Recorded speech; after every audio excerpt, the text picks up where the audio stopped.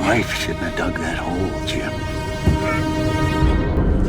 Hello दोस्तों, welcome back to our channel. तो दोस्तों, फ्रॉम का सीजन 3 अपने सबसे इमोशनल और दिमाग घुमाने वाले एपिसोड्स के साथ खत्म हुआ, एक ऐसे फिनाले के साथ जो कहानी के कई थ्रेड्स को बांधने के साथ नई मिस्ट्रीज छोड़ गया। एपिसोड का टाइटल रेवलेशंस चैप्टर 2 न सिर्फ कुछ बड़े सवालों के जवाब देता है, बल्कि फ्रॉमविल की मैथोलॉजी को और गहरा बनाता है, जहां हमें मॉन्स्टर्स, मिस्टीरियस बॉटल ट्री और टाउन के कर्स के साइकिलिकल नेचर के बारे में शॉकिंग इंसाइट्स मिलते हैं। तो चलिए इस ग्रिपिंग फिनाले के की मोमेंट्स और उनके मतलब को ब्रेक डाउन करते हैं। I can't. Boyd, I can't. I can't. Boyd का डार्क साइड सामने आया। बॉयड की डिटर्मिनेशन अपने लोगों को बचाने के लिए हमेशा ही उनकी लीडरशिप का कोर रहा है, पर इस बार हम देखते हैं कि वो किस हद तक जा सकता है। जब एल्जिन फातिमा को किडनैप करके बोलता है कि उसके अनबॉर्न बेबी से फ्रॉमविल के कर्ज को तोड़ने का रास्ता मिलेगा, तो बॉयड एक रेस्क्यू टीम बनाता है जिसमें एलिस, कैनी, डोना और सारा होती है। जहाँ एल्जिन का कहना है कि वो वॉइसेस के गाइडेंस को फॉलो कर रहा है और फातिमा का बेबी एक मॉन्स्टर बेबी है जो सबको फ्री करेगा, लेकिन बॉयड इसे एक और मैनिपुलेशन समझकर मना करता है। जब एल्जिन फातिमा की लोकेशन नहीं बताता तो बॉयड का पेशेंस खत्म हो जाता है। फिर बॉयड एक हैमर और एक स्क्रू ड्राइवर लेकर एल्जिन को धमकी देता है, अब जो होगा उसकी जिम्मेदारी मेरी नहीं है। और फिर एक डार्क और मोरली ग्रे मोमेंट में बॉयड एल्जिन का हाथ तोड़ देता है और मारने की धमकी देता है। तभी हॉन्टेड पोलेरॉइड कैमरा एक फोटो प्रिंट करता है जो बॉयड के पुराने घर की होती है। एल्जिन इसे एक साइन मानने लगता है, पर बॉयड इसे एक और धोखा कहता है। और फिर जब टेंशन पीक पर होती है तभी सेरा इंटरविन करती है, अपने डार्क पास्ट को याद करके जो उनके भाई नेथन और इथन की लाइफ ले सकती थी। सारा एल्जिन की आंख में एक स्क्रू ड्राइवर डाल देती है। ये ब्रूटल एक्ट सबको शॉक कर देता है, पर काम करता है और एल्जिन बताता है कि फातिमा रूट सेलर में है।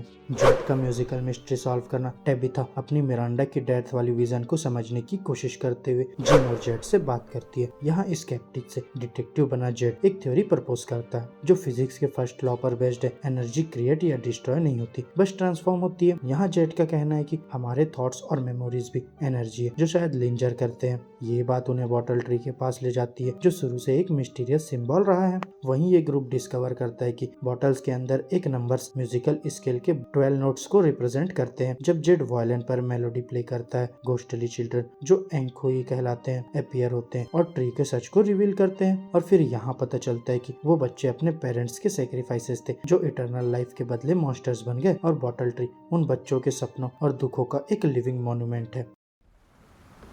Let's go to the diner. I don't want to.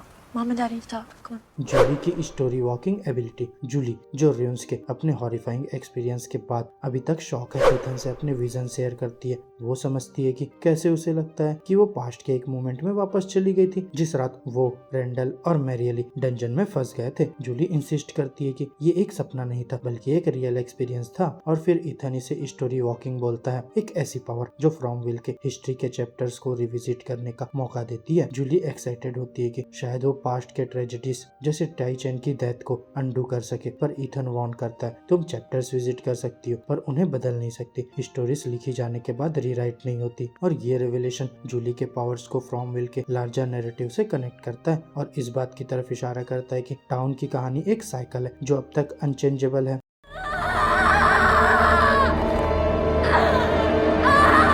Fatima का नाइटमेयर इस्माइल क्रिएचर की वापसी। अब बात करते हैं फातिमा की, जो अभी भी सेल में फंसी हुई है। वो मॉन्स्टर बेबी को मारने की कोशिश करती है, लेकिन कीमोनो वुमेन उसे रोक लेती है और फातिमा लेबर में चली जाती है। और फिर फातिमा एक बेबी नहीं बल्कि एक फ्लैशी ब्लड कवर्ड सैक को जन्म देती है। और जैसे ही सैक बाहर आता है, सेलर के अंदर एक और दरवाजा खुल जाता है। कीमोनो वुमेन वो सैक उठा के उस सेलर के अंदर चली जाती है, जहाँ कुछ ही सेकंड्स बाद बॉयड, एलिस और कैनी रूम में आ जाते हैं। जब वो खुला हुआ सेलर डोर देखते हैं, बॉयड एलिस और कैनी से कहता है कि फातिमा को घर ले जाए और खुद सेलर के अंदर जाने का फैसला करता है। और फिर जब बॉयड टनल्स के थ्रू जा रहा होता है, फातिमा एक शॉकिंग रिविलेशन करती है जो सब कुछ बदल देता है। फाइनली हमें फ्रॉमविल के मॉन्स्टर्स की असल कहानी पता चलती है। यहाँ फातिमा कहती है, एलिस मैंने उन्हें देखा, मैंने देखा कि उन्होंने क्या किया। जो चीजें रात को बाहर आती है वो पहले ह्यूमन, उन्होंने अपने बच्चों की बलि दी क्योंकि उनसे वादा किया गया था कि वो हमेशा के लिए जिएंगे। पर अभी तक पता नहीं था कि ये कौन है, लेकिन अब कंफर्म हो गया है कि ये क्रिएचर्स पहले इंसान थे और इमोर्टल फर्टिलिटी के लिए उन्होंने अपने बच्चों की कुर्बानी दी। और स्माइली क्रिएचर का क्या, जिसे बॉयड ने सीजन 2 में मार दिया था। फातिमा के रिविलेशन के बाद बॉयड एक ओपनिंग पर पहुंचता है टनल्स के अंदर, जहां सारे मॉन्स्टर्स एक सर्कल में खड़े होते हैं। किमोनो वुमेन वो सैक जमीन पर रखती है जो धड़कने लगता है और एक्सपैंड करने लगता है। यहाँ बॉयड शॉक्ड हो जाता है जब उसके सामने स्माइली क्रिएचर इमर्ज करता है अपनी बड़ी एरी स्माइल के साथ उसका सामना करते हुए। और फिर ये सब सिर्फ फातिमा की बातों को प्रूव नहीं करता, बल्कि ये भी क्लियर कर देता है कि उसका ब्लड ड्रिंकिंग और रोटेन वेजिटेबल खाना इसलिए था क्योंकि वो अंदर एक मॉन्स्टर को ग्रो कर रही थी। और एंकुई घोस्ट के बारे में, ये वही बच्चे थे जो बलि चढ़ाए गए थे, इसीलिए जेड ने उन्हें सैक्रिफाइसियल स्लैब्स पर लेटे हुए देखा था। I know why. I know why I see those children. Time loop की सच्चाई। फिनाले का सबसे शॉकिंग ट्विस्ट टेबिथा के कन्फेशन में आता है। वो जिम और जेड को बताती है कि वो और जेड नए नहीं है फ्रॉमविल के लिए, हम पहले भी यहाँ रह चुके हैं एज मिरांडा और क्रिस्टोफर। और फिर टेबिथा एक्सप्लेन करती है कि उसे मिरांडा की फीलिंग इसलिए फील होती है क्योंकि वो खुद मिरांडा थी, और जेड क्रिस्टोफर। ये लूप इसलिए है क्योंकि पहली बार वो फेल हुए। और सबसे शॉकिंग बात, उन बच्चों में से एक हमारा बच्चा था। ये रेवलेशन सीरीज के पूरे कॉन्टेक्स्ट को बदल देता है, ये सजेस्ट करते हुए कि फ्रॉमविल एक साइकिलिकल टाइमलाइन पर ऑपरेट करता है। कुछ कैरेक्टर्स इस लूप में ट्रैप है, बार बार वापस आके आउटकम बदलने की कोशिश करते हैं पर फेल होते हैं। यहाँ टेबिथा और जेड का कनेक्शन घोस्ट चिल्ड्रन और मिस्टीरियस ब्रेसलेट के साथ अब और क्लियर होता है। Your wife shouldn't have dug that hole, Jim. Gym की शॉकिंग डेथ। फिनाले के क्लाइमेक्स में जिम जूली से वुड्स में मिलती है, पर ये वो जूली नहीं जो जिम जानता है। उसके कपड़े ब्लेडिएट है, उसका हेयर अलग लग रहा है और वो फ्रेंटिक है। जूली कुछ वार्न करने की कोशिश करती है, पर तभी एक वायरी मैन येलो सूट में अपीयर होता है। वो आदमी जो रेडियो वाली वॉइस के रूप में रिवील होता है एक क्रिप्टिक रिमार्क करता है, that was a hell of a song, Z sure knows how to play. ये हिंट करता है कि वायलिन मेलोडी शायद टाइमलाइंस या डायमेंशंस को फ्रैक्चर कर चुकी है। अब वो आदमी जिम के पास आता है और कहता है कि तुम्हारी वाइफ को वो होल नहीं खोदना चाहिए था जिम। फिर एक ग्रुसम डिस्प्ले में वो जिम का थ्रोट रिप कर देता है और ये शॉकिंग डेथ फैंस को इमोशनल कर देती है। और जूली के क्रिप्टिक वार्निंग और येलो सूटेड मैन के एक्शन से लगता है कि फ्रॉम का फ्यूचर और भी डार्क होने वाला है।